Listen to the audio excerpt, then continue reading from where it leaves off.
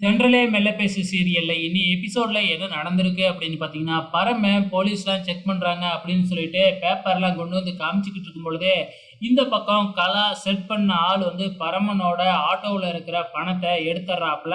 So நம்ம பரமனும் பார்த்துர்றாப்புல. அதுக்குள்ள அவங்க பணத்த எடுத்துக்கிட்டு ஓடிர்றாங்க. பரமனும் தொரத்தி பார்க்குறாப்புல. ஆனா கண்டுபிடிக்க முடியல. எப்படியோ ஓடி எங்கேயோ மறைஞ்சிர்றாங்க. இதுக்கப்புறம் என்ன நேரா போய் போலீஸ் ஸ்டேஷன்ல பரம கம்ப்ளைண்ட் பண்றாப்புல. ஸோ போலீஸும் கம்ப்ளைண்ட் எடுத்துக்கிறாங்க. ஆனா எப்படி பணத்த கண்டுபிடிச்சு குடுப்பாங்க? இதுக்கப்புறம் என்ன, அந்த திருடப்பட்ட பணம் நம்ம கலா கைக்கு தான் வருது. ஏன்னா, கலா தான் இப்படி ஒரு வேலையே பார்த்துருக்கா. ஸோ, அந்த இளமதி ஆசைப்பட்டானா, இவன் வாங்கி குடுத்துருவானா? இவங்க என்ன ஹீரோ, ஹீரோயினா? அப்படின்னு சொல்லிட்டு நக்கலா சிரிச்சுக்கிட்டு இருக்கிறாங்க. இந்த பக்கம் பரமன் தன்னோட ரூம்ல போயிட்டு விஷயத்த சொல்லி தன்னோட ஃப்ரெண்ட்ஸ் கிட்ட சொல்லி ரொம்ப கவலைப்பட்டுக்கிட்டு இருக்கிறாப்புல. இப்ப என்ன செய்றதுன்னே தெரியலையே அப்படின்னு பேசிக்கிட்டு இருக்கிறாங்க. இளமதி வேறயா ஃபோன் பண்றாங்க. ஆனா, பரமன் ஃபோன எடுக்கவே மாட்டேங்கிறாப்புல.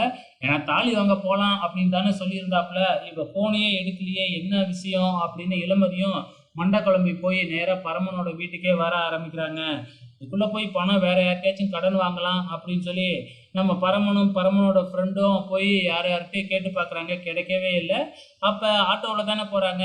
ஒரு ப்ரொடியூசர் வந்து பார்த்தீங்கன்னா, அர்ஜென்ட்டா போகணும் அப்படின்னு சொல்லி கேட்குறாப்புல. ஸோ வேற வழியே இல்லாம நம்ம பரமன் தான் ஆட்டோல கொண்டு போய் விடும்பொழுது அங்க ஒரு ஷூட்டிங் நடக்குது.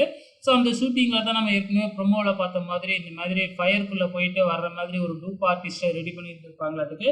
ஸோ அவர் கடைசி நேரத்துல வராதனால என்ன பண்றதுன்னே தெரியாம முழிச்சுக்கிட்டு இருக்கிறப்ப, யாராச்சும் அரேஞ்ச் பண்ணி நான் ரூ. 2,00,000 தரேன் அப்படின்னு அவர் சொல்றத கேட்ட உடனே, பரமன் நான் அதுல நடிக்கிறேன் அப்படின்னு சொல்லிடுறாப்புல. அதுக்கப்புறம் வந்து அவங்களும் என்னென்னமோ சொல்லி பார்க்குறாங்க. உனக்கு முன் அனுபவமே இல்லையே அப்படின்னு சொல்லிட்டு.